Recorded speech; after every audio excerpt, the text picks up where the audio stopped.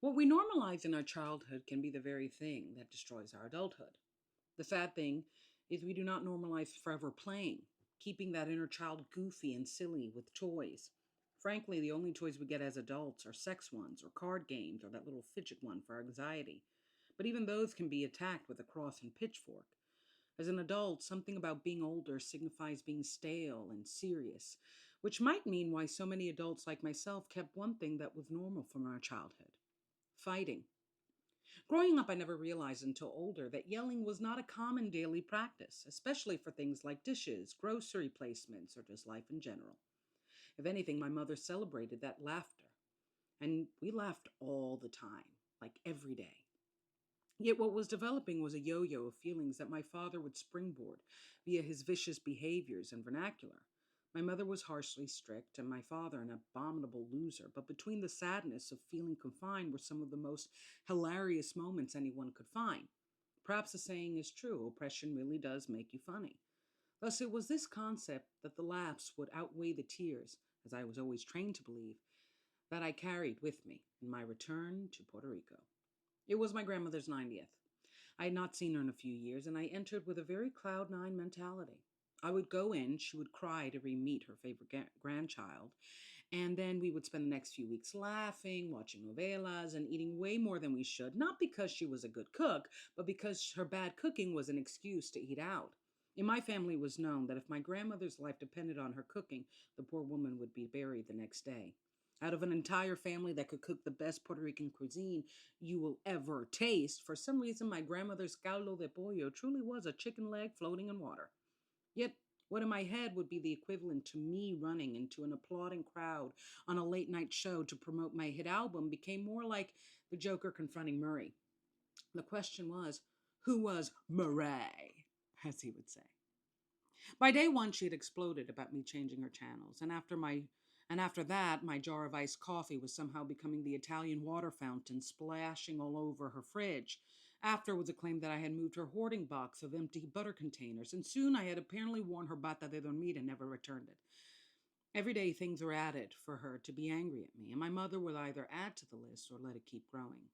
The relentlessness to make me either a fool or a villain, making me feel a distance I would have never allowed myself to feel before.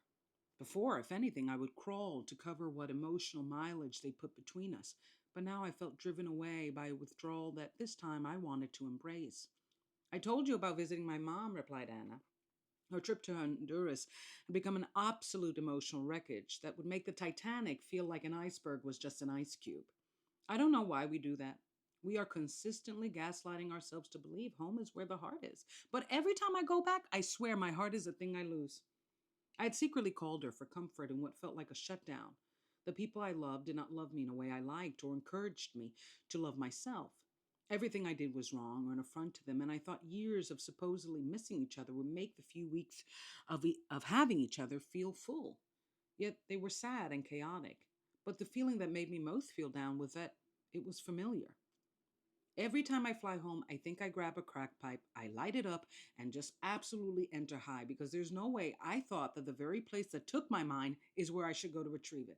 Anna joked, and I died laughing. Yet my laughter was a mixture of humor and grief. I was beginning to realize that my image of childhood was more out of respect for the people I loved than respect for myself. When you have a father who is so despicable, the bar can be made so low that what it means to respect and honor you can include being yelled at every day over a remote. Thus, by the time I had to leave, I felt almost out of my body.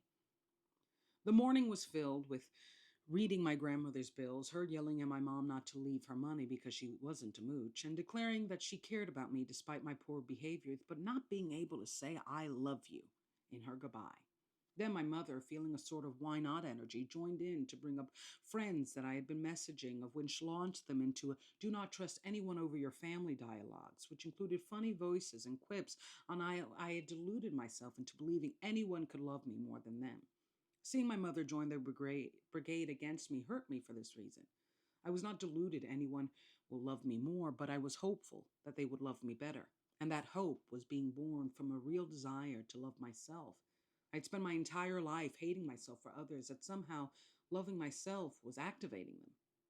I never forget a lunch with my father in which he said, I'm sorry I leave you with her. I looked at him confused. If he knew with enough pressure my mother could crack me like a rock, why did his drop offs include tall tales and how I made myself cry and was too sensitive? Why instead were they not conversations about how we could love each other with more respect? Now I'm currently trying to reconcile how that very question, can love still be love if it is without respect, influences the future of relationships I'm not ready to let go of, but refuse to let go of myself because of them. All right, let's heal. Let's discuss.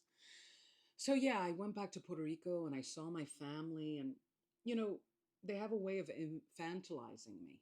And it's this weird dynamic that I was thinking about and trying to put into words for another episode where I was talking about how a lot of my conversations with my father were this weird dichotomy because I think you know you're in a toxic relationship because there's no balance in how this person is describing you. On one hand, you're this happy go lucky kid who's so sweet, who's so docile, who just loves everything. And on the other hand, you are hateful and you are mean and you are cruel and you are unappreciative and you just don't know how to take anything right. And that swinging pendulum, he only found me sweet when I was crying for him, and he only found, and that kind of dynamic of just feeling like I need to have a breakdown for people to leave me alone while crying that they abandoned me is what I'm trying to get out, because that's the thing. They're never there for you when you need them, but they are there for you when they see you're trying to do something for yourself, and their criticism would chef's kiss that self project away. And I went back to Puerto Rico with this real hope because I missed my grandmother, and I know she missed me. But it felt like a delusion. Like, who were we missing? Because it was just constant yelling for little things, and my mother thought neutrality is just telling my grandmother I'm crazy and then telling me in private that it's actually her, but let it go. You know, that weird dynamic. And I felt so like they in astrology. One of the reasons I always tell people, as somebody who does astrology charts, that you could be born. It's almost like you're born in one place for with the purpose of actually making home in another. Um, you will find, especially with some people, that your home is somewhere else. It could even be abroad. And I laugh because my astrology chart might as well be of an orphan. Like, home, I just don't have it in my, like, it's this weird astrological placements that kind of signify I raised myself. And I always felt that way. And I went back and I was so crushed to see reality. And I couldn't put the rose colored glasses on anymore. Like, this was horrible. This was toxic. And you go from having the peace of your own home that doesn't involve yelling, that doesn't involve, chaos. And if you spill milk, you just wipe it. It doesn't have to be a show, to coming with this dynamic of multiple people yelling at you for coffee, for remotes, for channel changing. And you don't even feel old. You feel like, I don't know, it was this weird feeling. I felt like the oldest baby. I feel like I'm too old for this, yet I'm a child. So I'm really just rocking the pens. And it made me sad because these are the women that raised me, that loved me, that protected me, or really thought they were protecting me, but obviously weren't, from the men like my dad. And I have so much compassion for them and empathy. But my fear is I always had that in exchange of myself. And I don't think that that's proper compassion. I think that's toxicity. I don't have to give me up to be with somebody. And if I do, then I shouldn't be with them. But when it comes to family, that's the tricky part, because I let go of my dad to the rebellion of all my family, because they really thought if you handle his abuse properly, you somehow get a human star for good behavior. Like God just puts, those little stars you give kindergartners if they break the graham crackers properly. It's that if I break my soul like a graham cracker properly, God is just going to put a little star on my kindergarten heart. um and I just felt so disconnected because I wasn't going back to old patterns. I didn't want to. I didn't feel connected to them anymore. And my old pattern would be to crawl and see if I could, make this right and be totally willing to at least meet you halfway or even say I'm the villain just to get your love back. And I was just so disappointed because when we left, it was Deandra's horrible. Even my mom joined in, making funny voices, making fun of me of when I talk to my friends and how we can't trust anybody more than family.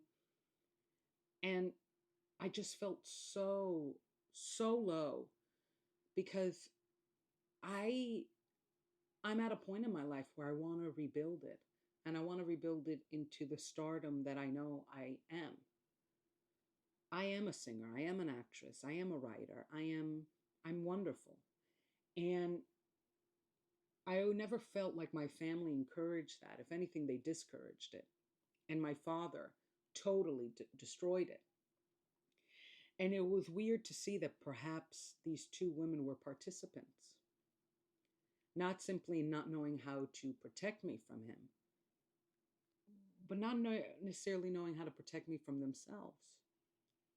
And in astrology, what I was trying to mention is that for a lot of people, it's just not astrologically conducive to go back home because you'll even feel a higher sense of fatigue. You'll feel lazy. You'll feel down. It's almost like you entered a portal, and you go back to this old version of you while being the newest. And that's what I felt. I felt like I was in this limbo of I'm not the person that takes this anymore, but who is the person that stops it? That's the person I want to be, and I don't know how. Because do I need to stop the relationship to stop it completely? And I was just so down. My grandmother, when I left, she says, I did this whole speech about how I care about you and I care about you and other people don't love you like I. And I said, well, give me a hug and say I love you. And she refused to say I love you. And it broke my heart because I felt like I was doing everything to remind everybody time is so short. I think she thinks because she's old, I could lose her, but she could lose me. And this is coming from somebody that, if you read episode 2, Pac, I have struggled with suicide attempts and suicidal ideation. And the grand irony, and I have a new episode coming out. I think I talk about my new episodes coming out all the time, but I'm slow, all right? And I was talking about the grand irony of my life right now is now I want to live. I just don't necessarily know how. And because of that, I have this new kind of fear of death. Like, I don't want any blocks because I'm starting to unblock me. And your neuroses can make you even become a hypochondriac all of a sudden because you're so ready to live and you're so used to relationships cutting that feeling. And I think ultimately what I landed on is I didn't feel respected. I didn't feel honored. I didn't feel treasured. And old me treasured people that didn't treasure her. And it really cut me off. It cut me off in a way that I was laughing with Vanna. Like, what was I thinking? What was the delusion? And then, to my family, this is all okay. This is just normal. This is just how love is. Love is pain. But I don't like that. I don't believe that. And I know I'm not that. So how do I love people that do believe that? I don't know. I'm really trying to figure it out. So check out daddyrecovery.com and follow me and let's take this journey together. I really do love you.